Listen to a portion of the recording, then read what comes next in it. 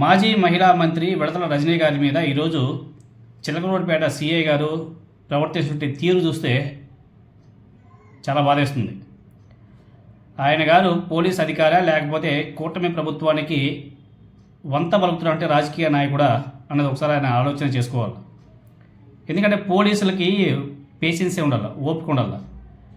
Supreme court, high court కూడా అవే చెప్తాయి. Police అధికారులకి ఓపిక ఉండాలా, చాలా చాలా చాలా ఎక్కువగా ఉండాలి అనేసి. అయినా కానీ ఈ పోలీసుల తీరు చూస్తుంటే ఒక రాజకీయ నాయకుడు, అధికార పార్టీ రాజకీయ నాయకుడిలాగా ప్రవర్తిస్తున్నారు. ఇది ఎంతవరకు సమంజసమో మనకైతే అర్థం కావడం లేదు. చాలా దారుణం.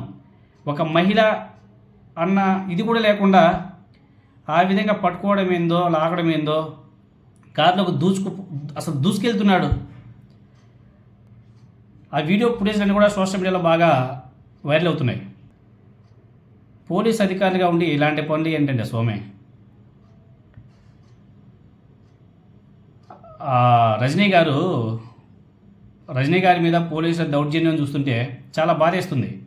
పల్నాడు జిల్లా నాదెండ్ల మండలం మానకొండవారిపాలెంలో ఓ కుటుంబాన్ని పరామర్శించడానికి వెళ్ళినటువంటి మాజీ మంత్రి విడతల రజనీ గారి పట్ల పోలీసులు వ్యవహరించినటువంటి తీరు చాలా వివాదాస్పదమవుతుంది.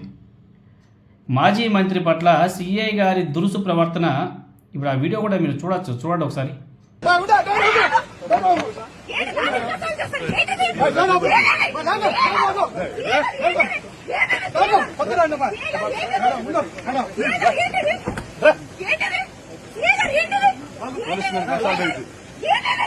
చెప్పాను మేడం, మీరు అసలు చెప్తారు.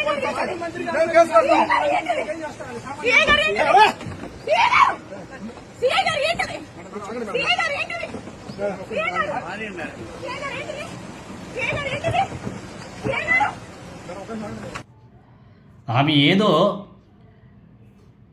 మానకొండవారిపాలెంకి వెళ్తుంది. పోలీసులు మాజీ మంత్రి విడతల రజనీ గారి కాన్వాయ్ని ఆపేసి ఆమె కారులో ఉన్న అనుచరుడు శ్రీకాంత్ రెడ్డిని అరెస్ట్ చేయడానికి ప్రయత్నించారు.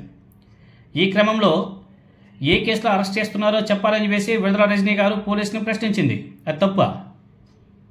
ఏ వ్యక్తినైనా సరే అరెస్ట్ చేసే ముందు వాళ్ళకి నోటీస్ ఇస్తారు, చాలా ప్రాసెస్ ఉంటుంది. పోలీసులు సడన్గా ఆపేసి అతను అరెస్ట్ చేయడం ఏంటని చెప్పేసి ఆమె ప్రశ్నించింది. దానికి తప్పేముంది? సమాధానం చెప్పాలి కదా. మాజీ మంత్రి ప్రశ్నకు సమాధానం ఇవ్వకుండా, ఎలాంటి నోటీసులు చెప్పకుండా కారులో ఉన్నటువంటి శ్రీకాంత్ని తీసుకువెళ్లే క్రమంలో పోలీసులు చాలా హంగామా సృష్టించారు. తన ప్రశ్నకు సమాధానం ఇవ్వాలని చెప్పేసి సిఐ గారిని ఆమె కోరింది. సిఐ గారు, ఆయన పేరు సుబ్బరాయుడు అంట, ఆయన మాత్రం ఆమె మీద దురుసుగా ప్రవర్తించడమే కాకుండా కారు డోర్ తీసే క్రమంలో ఆమెను సైడ్కి నెట్టేశాడు. అంతటితో ఆగలేదు మహానుభావుడు. మాజీ మంత్రి గారి మీద కేసు పెడతారని చెప్పేసి బెదిరించాడంట. ప్రస్తుతం ఈ వీడియో సోషల్ మీడియాలో బీభత్సంగా వైరల్ అవుతుంది. మాజీ మహిళా మంత్రి అనేసి చూడకుండా విడతల రజనీ గారి పట్ల అమానుషంగా వ్యవహరించినటువంటి సిఐ సుబ్బరాయుడు గారి తీరు మీద విమర్శలు కూడా గట్టిగా వస్తున్నాయి. మహిళా నేత పట్ల వ్యవహరించే తీరు ఇదేనా?